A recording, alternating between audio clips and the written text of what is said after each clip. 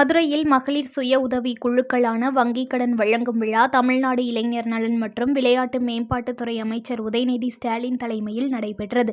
அதனை பிற மாவட்டங்களிலும் நேரடி ஒளிபரப்பு செய்யப்பட்டு மாவட்ட வாரியாக நலத்திட்ட உதவிகள் வழங்கும் விழாவிற்கு மாவட்ட நிர்வாகம் சார்பில் ஏற்பாடு செய்யப்பட்டது.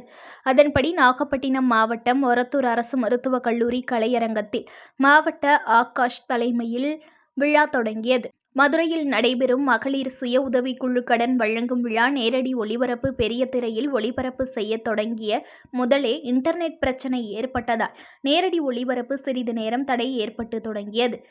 தொடக்கம் முதலே இந்த பிரச்சனை அடிக்கடி ஏற்பட்டதால் அரங்கத்தில் கூச்சலும் குழப்பமும் நிலவியது. 12 மணிக்கு தொடங்கிய விழாவிற்கு காலை 7 மணிக்கு நாகை, வேதாரண்யம், திருமருகல், கீழ்வேளூர், தலைஞாயிறு உள்ளிட்ட 6 ஒன்றியங்களிலிருந்து பேருந்துகள் மூலம் மகளிர் சுய உதவி குழுவினர் 600க்கும் மேற்பட்டோர் நலத்திட்ட உதவிகளை பெறுவதற்கு வருகை தந்திருந்தனர்.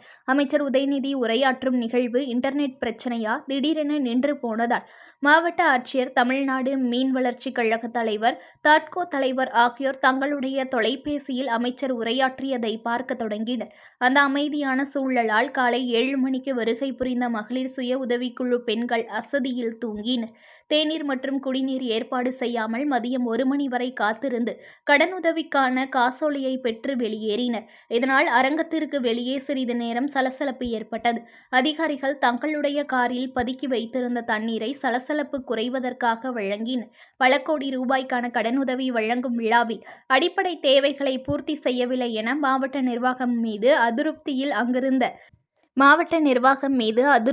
அங்கிருந்து மகளிர் சுய உதவிக்குழுவினர் சென்றனர். News1 தமிழை லைக் பண்ணுங்க, கமெண்ட் பண்ணுங்க, ஷேர் பண்ணுங்க, மறக்காம சப்ஸ்கிரைப் பண்ணுங்க.